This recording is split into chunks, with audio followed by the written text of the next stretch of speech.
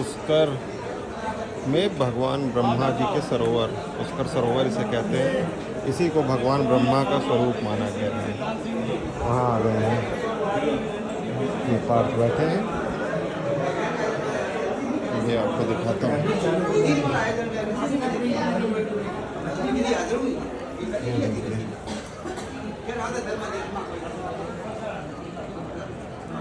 ये है इस जगह पे यज्ञ जो बीच में है, संभवतः अभी गाइड एक्सप्लेन करेगा, बट शायद यहीं पे यज्ञ हुआ था।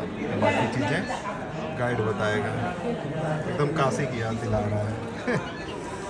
चलिए आगे की वार्ता सुनते हैं अपने गाइड महोदय से।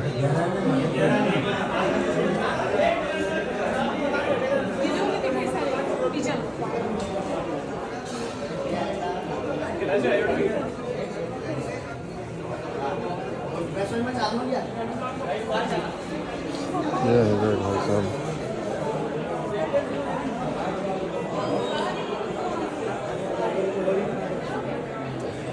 ये देखिए दीदी, ये आप जो सरोवर देख रहे हैं, ये क्या हुआ इसको? शूज नहीं खोलना, तो आप ऊपर बैठ जाओ ऐसे। जिसके लिए आप लोग यहाँ के लिए आए पुष्कर जी का दर्शन करने, ये जो आप सरोवर देख रहे हैं, ये सतयुग का तीर्थ है। भगवान ब्रह्मा जी ने ये खुद ने बनाया। जब से जल सतयुग में जब भगवान ब्रह्मा जी ने सरोवर बनाया, जब से जल ये ऐसे कैसा ही है। ये कभी सूखता नहीं है, कभी बहता नहीं है। जो भी करामात है इसी जल के लिए है। और जो भी यात्री लोग आते हैं वो इसी जल के लिए आते हैं। और इस जल का ही यहाँ का हिस्ट्री है। यहाँ कोई मंदिर मूर्ति का हिस्ट्री नहीं है। ये जो पूरा जानकारी मैं बता रहा हूँ आपको, ये पूरा सरोवर के बारे में ही बता रहा हूँ। जिसके लिए आप लोग यहाँ के लिए आए विद परिवार, आपने सभी ने अपने अपने परिवार के लिए यहाँ के लिए बोला है पुष्कर चलो, पुष्कर चलो। पुष्कर जी का इधर हमारे यहाँ कोई मंदिर, कोई मूर्ति, कोई प्रतिमा का नाम पुष्कर नहीं है।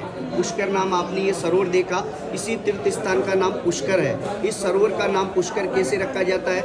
जगत पिता भगवान ब्रह्मा जी ने इस सृष्टि को बनाया, लेकिन भगवान ब्रह्मा का यहाँ सृष्टि पे कोई स्थान नहीं था। तो भगवान ब्रह्मा जी ने इस मृत्यु लोक पे अपना स्थान बनाने के लिए ब्रह्मांड लोक से एक कमल का पुष्प गिराया। पुष्प माने होता है फूल। वो भगवान ब्रह्मा जी ने अपने हाथों से गिराया। वो ब्रह्मांड की परिक्रमा लगाकर सरोवर के बीच में एक ऐसा मंदिर है ऑरेंज कलर का, उसी मंदिर के बीच में वो पुष्प आकर गिरा और 7 पाताल छेद होकर वो पाताल के नीचे गया और उसी पाताल से ही ऑटोमेटिक जल उत्पन्न हुआ। तो ये भगवान ब्रह्मा का यहाँ तीर्थ स्थान जल के रूप में बना। यहाँ मंदिर मूर्ति के रूप में भगवान ब्रह्मा का पहले कोई स्थान नहीं था। इस सरोवर के 3000 वर्ष बाद में ये मूर्ति की स्थापना कराई आदि गुरु शंकराचार्य जी ने। ये जब भगवान ब्रह्मा जी ने अपना स्थान बनाया सरोवर पुष्कर के नाम से, तो उसको पवित्र करने के लिए भगवान ब्रह्मा जी ने ऐसा यज्ञ किया। यज्ञ के अंदर 2 चीज़ का होना बहुत जरूरी होता है। पहला होता है मुहूर्त और दूसरा होता है पत्नी। तो मुहूर्त तो निकला कार्तिक मास एकादशी से लेकर पूर्णिमा तक। ये मुहूर्त कब आता है सर? दीपावली के 10 दिन बाद में। दूसरा होता है भगवान ब्रह्मा जी को पत्नी की जरूरत पड़ती है। तो भगवान ब्रह्मा जी ने पहला पत्नी सावित्री माता को इनविटेशन देने के लिए अपने पुत्र नारद को भेजा कि जाओ तुम्हारी सावित्री माता को यज्ञ का समय बताओ। तो नारद जी का काम होता आपस में लड़ाई झगड़ा कराना। तो उन्होंने मन में विचार किया कि कभी मैंने माता पिता में लड़ाई झगड़ा नहीं कराया, तो क्यों ना आज अपनी माता पिता में लड़ाई झगड़ा करा दिया जाए। अगर मेरा काम है नारद का आपस में लड़ाई झगड़ा, अगर आज मैं संसार में माता पिता में लड़ाई झगड़ा नहीं करूँगा तो मुझे संसार में नारद कौन जानेगा। तब सावित्री माता को उन्होंने यज्ञ का समय गलत बताया। तो इसी कारण भगवान ब्रह्मा को फर्स्ट वाइफ जो है भगवान ब्रह्मा की, उनको यज्ञ में आने में देरी हो गया। देरी मिलने के कारण नारद जी ने बोला माता सावित्री को यज्ञ में आने में समय लगेगा। तो उसी कारण भगवान ब्रह्मा जी ने यहाँ गायत्री जी से शादी किया। शादी करने के बाद में अपना हवन प्रारंभ किया। तो उस हवन का आवाज़ जब सुना सावित्री माता ने, तब भगवान ब्रह्मा जी के पास में आकर देखा तो उनके पास में कोई प्राय स्त्री थी। तब भगवान ब्रह्मा जी की फर्स्ट वाइफ क्रोध में आकर भगवान ब्रह्मा को यहाँ उन्होंने 2 श्राप दिए। पहला श्राप कि आपने मेरे होते हुए दूसरा शादी किया है, जाओ मैं आपको श्राप देती हूँ कि आपका पूरा संसार में आपका एक ही स्थान होगा। इसीलिए पूरे संसार में जो भगवान ब्रह्मा का एक ही स्थान बना, ये जल के रूप में बना। इस जल के पश्चात ये मूर्ति जो आपने दर्शन किया आदि गुरु शंकराचार्य जी ने बनाई 3000 साल बाद में। दूसरा ये श्राप दिया कि आपने मेरे होते हुए गृहस्थी परिवार फैमिली का अपमान किया है, इसलिए मैं आपको श्राप देती हूँ कि जो भी आपका गृहस्थी परिवार या फैमिली लोग आएगा, आपका मंदिर मूर्ति में किसी भी प्रकार का फूल प्रसाद दान अर्चना मंदिर में नहीं चढ़ाएगा। जो साधु संत होगा, जिनका कोई गृहस्थी परिवार नहीं होगा, तो वो आपको मूर्ति के रूप में फूल प्रसाद अर्चना करेंगे। इसी कारण श्राप मिलने के कारण अपने घर में भी ना भगवान ब्रह्मा का तस्वीर लगाते, ना उनका फूल प्रसाद अर्चना आरती वगैरह कुछ करते हैं। जो गृहस्थी परिवार या फैमिली लोग आएगा, क्योंकि आपने गृहस्थी जीवन का पालन आपने इसी सरोवर में किया, तो आपका पूजनीय यह सरोवर ही माना जाएगा गृहस्थी लोगों के हाथ से। इसीलिए जो गृहस्थी परिवार या फैमिली लोग आता है, इसी जल का स्नान करता है, इसी जल सरोवर का स्नान नहीं करता तो पंच स्नान करके अपने परिवार की सुख शांति मंगल कामना के लिए, बच्चों का उज्जवल भविष्य के लिए, जैसे आप लोग सर नौकरी बिजनेस व्यापार कुछ भी करते हैं तो उसकी तरक्की के लिए यहाँ प्रसाद मनोकामना मांगा जाता है। यहाँ से 20 रुपये का थाली आता है। जैसे आप लोग जोड़े से आते हैं तो आपका एक थाली होता है, परिवार से आते हैं तो परिवार का एक थाली होता है। अगर कोई सिंगल व्यक्ति आता है तो अपने परिवार के नाम से यहाँ अर्चना करता है। उस अर्चना में मात्र 10 मिनट का समय लगता है, जो कि ब्राह्मण के द्वारा नाम गोत्र से यहाँ प्रसाद चढ़ाया जाता है। सावित्री माता घाट पे बैठ के जो मैरिड लेडीज आती है, अपने पति और अपने बच्चों की दीर्घायु के लिए सावित्री माता का अखंड स्वाद का यहाँ प्रसाद चढ़ाते हैं ब्रह्म सावित्री घाट पर। जो मनोकामना मांगा जाता है, स्वाद के लिए मांगा जाता है, बच्चों की दीर्घायु के लिए मनोकामना मांगा जाता है, और अपने हस्बैंड का नौकरी बिजनेस व्यापार तरक्की के लिए यहाँ सावित्री माता के नाम से प्रसाद चढ़ता है। ये प्रसाद अपन लोग चढ़ाते हैं, ब्राह्मण के द्वारा नाम गोत्र से चढ़वाया जाता है। मात्र 10 मिनट का समय लगता है। जो ब्राह्मण अपने को प्रसाद अर्चना चढ़ाते हैं उनका हमारे इधर में कोई चार्ज, कोई दक्षिणा नहीं।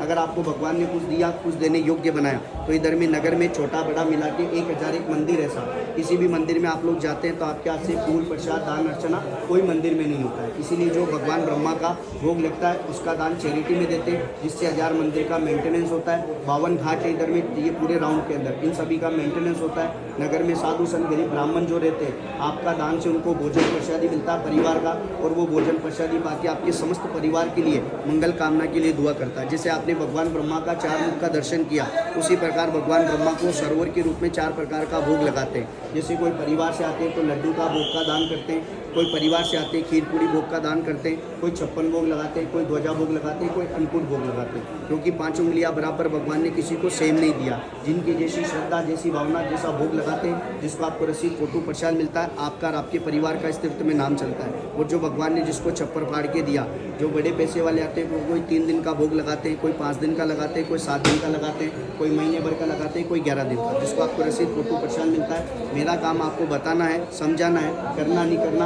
आपका है। मानो तो देव है, नहीं तो साधारण जल है। ये जो पुष्कर तीर्थ का आप लोग दर्शन कर रहे हैं, ये समस्त तीर्थों का गुरु कहलाता है। गंगा माता कहलाती है, प्रयाग राजा कहलाता है। कहते हैं गुरु बिना ज्ञान नहीं, गुरु बिना मोक्ष नहीं, और भाग्य बिना लक्ष्मी नहीं। अब यात्री लोग इधर 2 कार्य से पुष्कर ही आते हैं अपने पितरों की मोक्ष के लिए। पहला कार्य होता है अपने समस्त पूर्वज जो भी चले जाते हैं 7 पीढ़ी का, तो उनका यहाँ पिंडदान और पितृ तर्पण किया जाता है। पहला कार्य होता है पिंडदान का।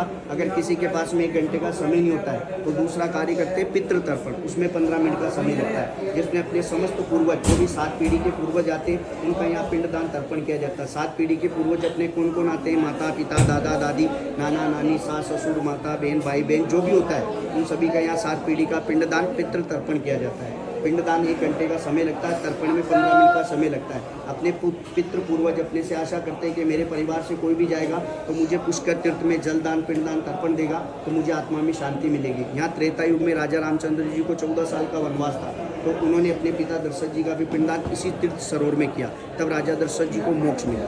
5 पांडव आए थे द्वापर के अंदर, श्री कृष्ण भगवान को लेके आए थे 5 पांडवों को, तब उन्होंने अपने पूर्वजों का यहाँ पिंडदान किया, उनके पूर्वजों को मोक्ष मिला। इसीलिए क्यों? क्योंकि ये पुष्कर तीर्थ है, समस्त तीर्थों का गुरु है। कहते हैं गुरु बिना ज्ञान नहीं, गुरु के बिना मोक्ष नहीं। तो अपने पितृ पूर्वजों को मोक्ष के लिए यहाँ पिंडदान तर्पण देते हैं।